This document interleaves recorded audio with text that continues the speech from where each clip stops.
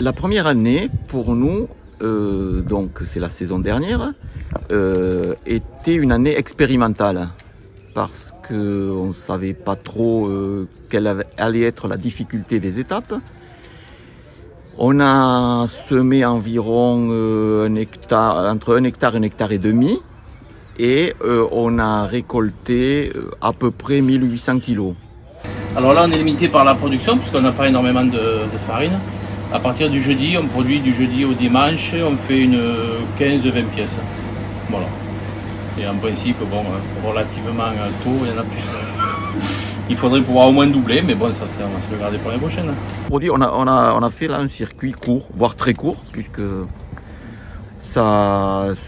tout se passe là dans un rayon de, je sais pas, moins de 2 km pratiquement. Alors évidemment, a priori, si on veut en mettre à disposition de tous les combayolins tous les jours, ça suffit pas.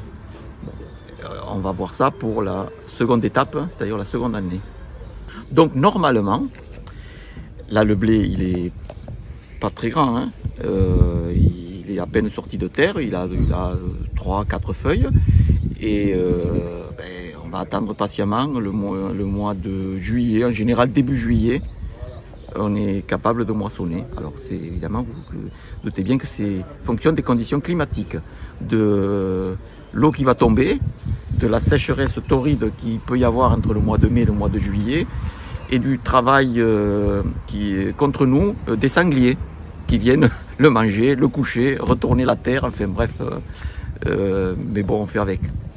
C'est parti d'une idée un peu collégiale, d'une discussion entre donc la mairie. Bon, moi j'ai une position un peu intermédiaire puisque je suis maire de la commune, mais je suis aussi très souvent dans les champs, puisque d'ailleurs c'est moi-même qui ai semé une partie des champs, mais c'est plus exactement l'entreprise de mon fils qui a pris en charge cette partie culture.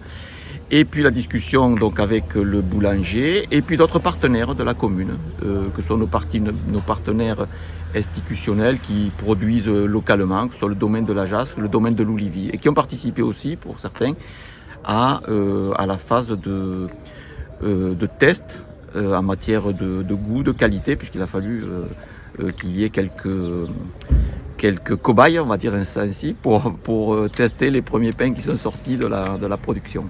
On n'a pas la prétention de dire que ce qu'on a fait là va remplacer l'intégralité des pains ou des pâtes que fabrique le boulanger. Il y a encore du chemin, hein, mais bon, c'est un petit plus. Et puis ça donne aux combayolins et à tous les clients de la boulangerie l'occasion de découvrir une autre forme de pain. Et pas que, puisque à l'heure actuelle, il est aussi en phase de test, juste ici derrière nous, côté de la boulangerie, sur la cantine scolaire.